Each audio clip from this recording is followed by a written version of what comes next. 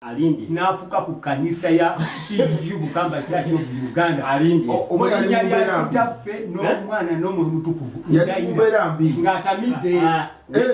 yali atamidde. Yes, he was not sober. Okay. Kati awo kinyenyenye kyakunyiza yamugamba otoka ku mwenge nze naawe sikyalina nkolagana naawe kati omuntu yakuvaako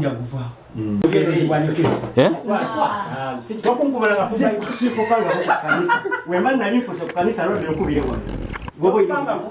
sifukangako yogera yino ndiwane okufiira wano mu mazima ga Katonda nawe kiwanike yafuukira ddala ku kanisa nekitutabula era ekibanja n'ekipangisa nedda sebo wama waba yapangisa ekibanja ekyo nze nali nkikolerako nzekka naye yazaalaza yaleka mwana nawe n'osuula mwana wange omakakerenda omuze gwali guvuga kuba tumaze emyaka 2 nga tetubuuzaganya naye leero omubuuzaganyiza twabadde tuzeemukawo emyezi nga 6 naye ate kati era tuyinza okumanya emyaka 5 kati kitegeeza leero okutunda olujja ate ne kutabula kati okutunda olujja silujja natunze poloti nati olujja atunze poloti ati fe gyetugamba njagala afukamire wano aneetondere kyotyanga kitaawo n'ennyoko nnaku zo zibeere nyingi muzi fenna ebigambo bino okyawakana naye okuweza emyaka ana si kyangu n'abirimu wanangirako dda sijjagaweza nagasukka ebyawalikulu ebitukuvu bitugamba tusonyiwa era awo wenyini mu Efeso 6 nga tukka wansi ejja tusomerawo olunnyo olwokuna olunnyo olwokuna lwe lumpadde mwensinzidde mu lunnyo olwokuna okuba nti naffe abazadde tulebenga abaana baffe n'okukangavula n'okubaagala saalibadde kubanga singa mbadde siriimu ddiini saalisonyiwe mwana mbadde mulangiriddeko ekibi nga n'emyaka ntegiwa naye ngenda mulangirako emikisa n'Isaaka ne Yakobo asomole okuba tutuuseewo mu Efeso sula 6 ojja olangirira omukisa gwa Ibulayimu ne Yakobo abe muwangaazi era atambule mu mawanga era Mukama amwangazirize ensalo ze asobole n'okugenda okukola emirimu gye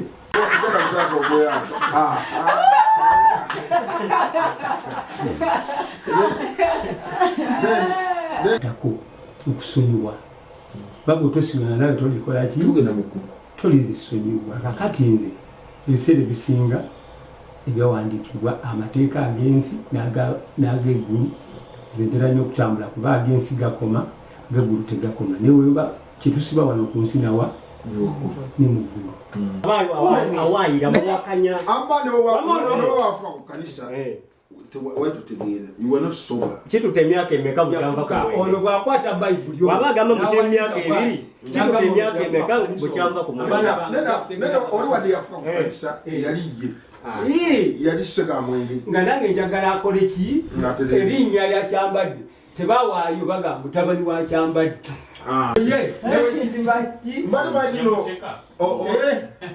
oyo musika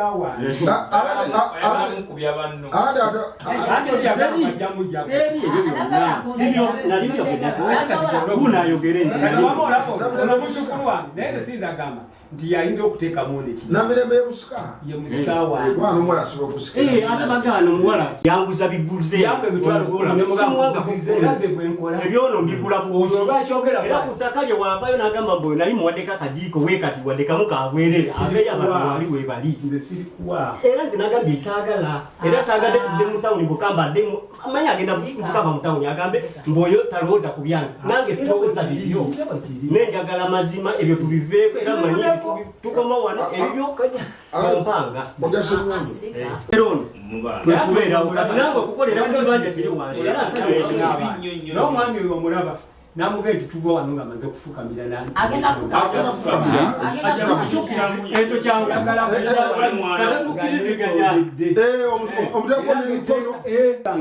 kitegeeza kati owadde nze mu mazima genyina okunaaba bwensi sirina kikyo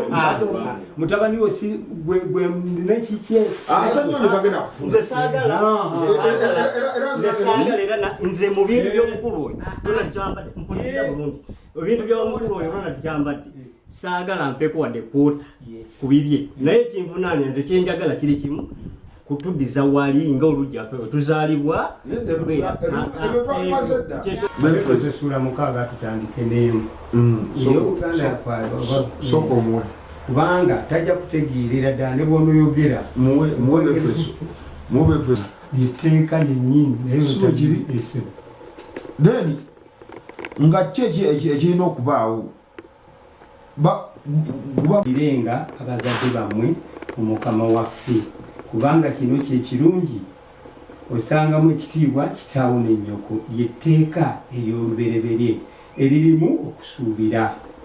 olyoke obeerenga bulungi era owangaalenga ennaku nnyingi mu nsi omwadde lunyiriri ebintu byakoze bulungi bwana gundi okolino otwalidde eddala ebyawandiikibwa omanyi ebyawandiikibwa bisinga feeza nezaabu oyinza notuwa ssente nolabanga ne ssente tuziridde wano neziggwawo naye nze kyompadde kati ate wandibambe omwana nakiyingiza nnyo era nabo ngenda babuulirira oyo yenze awo ekyo mu baana bengenda okuyita tajja kugamba lwaki abaana bange bangi kuba wamanyi nayo n'abalala abakubulidde wali eri mu Bayibuli omusika wayogere ono omusika wange ebintu byonna bituyogerera mu bulokole wama oli ayinza okulima naye rozi bwanga nti omwana kiwe nga yamufuna muso omwana yali wakumulirwano tiyali waabo ate nange gwe ndamba nange ono mugambe nti noyo si mutabani wange ate ono nagamba anze wewaleeta omwana ne basuulawo naye omukazi yafudde n'abalekera ebintu ebintu bigasa mwena kati otunze kale twogere era asobole okuba n'omukisa ogwabulamu yakubo era afuule famire yaffe ey'ensonga era eyogerwako gyebujja tweyadde nga tugenze ezirakumwa amina waliwo ensobi watewali n'abaana waliwo ensobi wakati wo nange okuntuuza wano unaamuleese wano ekiwandiiko nina kuba wandikirayo ekiwandiiko ekirala ekya gavumenti tukategedde nzaawo sente akakubadde kiro ya ttaka abaana abato bawulirenga ki bawulirenga abantu abakulu so si webagamba Bayibuli Zaburi ya 5 si wegamba Dawudi gagamba alombojja tine mukuzaalibwa mu bibi mwetwakola ki mwetwazaalibwa gwengeri gyewakolera ebintu kusobera okuwonye awalimu oyo alimbira ddala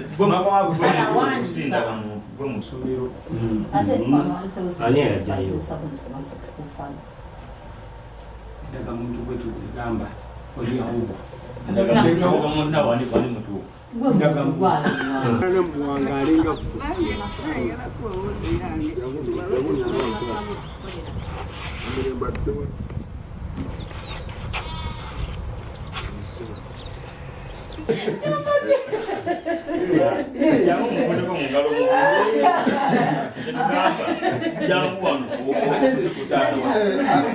ate yakuwera miliyoni 2 wonna ate nga jajjange ani yamuwaamu jajjawe alina tijajja yamuwa kati alina ebyakitaawe anti yamuwa n'atunda wonna naye nze saamuva sanyuse Yesu yandaza kebiri yanjagala asanyuse nakuzonna suli aboki muzimu amanazuwa ogategedde kijenjagala kitugamba naawe ng'omwana kiba kiruma kitaawo oba kiruma bali bani banazitwala mu kkomera liiro wamuuli abooluganda kubanga nze ebintu byange ebikola nigiza sineeko wamuulya kyeŋŋamba nga musa bino bya kakembo yali atunzeke bela ndotekawo omukono ne kakembo alete gundi nawandika kati ndabe kakembo nziruke no musika wa mutabukidde no mwana wa kakembo yalino era agenda kubano ngali mumula agenda kama mchiko lunene mani magenda mutawo kukamba yatuma n'abantu okunjikiriza olugula oyomu gwagamba gwengenda okutemako omukono amundetera omulala gwenakuba era ng'amusindise gyendi nemukuba anti obasindika amba nalina emyaka 23 nayimira mu lujjawo wenyini lwe yatunda naŋŋamba gweowezanga emyaka 20 mu egyo saawa zino ndi mwasa musimulo ana kale era jakasuka mwene era yesu njagawo ekoloti onodiyakuza ekanjogera asooka nguza emitwalo 9 emabega wasigaddeyo katoli ng'ali bubya ayita bakazi baawa awaawo bamuguleko nga bumanyere okwagala okufunza nemwongera emitwalo 4 mu ekyo olina ensobi gyewakola oba tolina aŋŋambiddewo nina ensobi ginakola ki ginakola era ensobi eyo tagenda kuddamu gikolaki gikola nebyeyanonawo nti eri kati ewedde ey'ennyumba abantu wonna era bagenda mugenda kuwandiika ekiwandiiko